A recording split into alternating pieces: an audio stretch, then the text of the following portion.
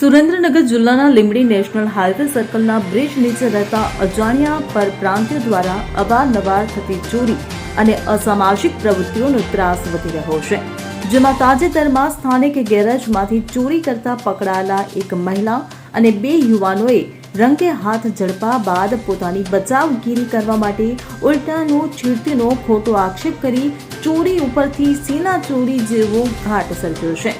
જો કે ઘટના સ્થળે લાગેલા સીસીટીવી ફૂટેજમાં ચોરીની સાબિતી મળતા જ મહિલા અને એક યુવાન નાસી છૂટ્યા હતા, જ્યારે પોલીસે એક યુવાનને ઝડપી પાડી પબ્લિક દ્વારા સોંપાયેલા ફૂટેજ અને પુરાવાઓના આધારે તપાસ શરૂ કરી છે।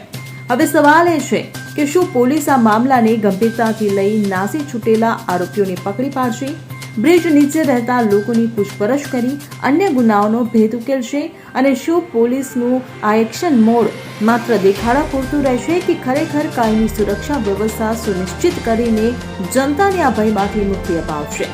કલ્પેશ વાઢેર સાથે CM24 ન્યૂઝ લીંબડી। હવે જુઓ દેશ દુનિયાની તમામ ખબરો તમારી આંગળીના ટેરવે। ઉઠાવો મોબાઈલ અને Google Play Store પરથી ડાઉનલોડ કરો અમારી CM24 ન્યૂઝ મોબાઈલ એપ।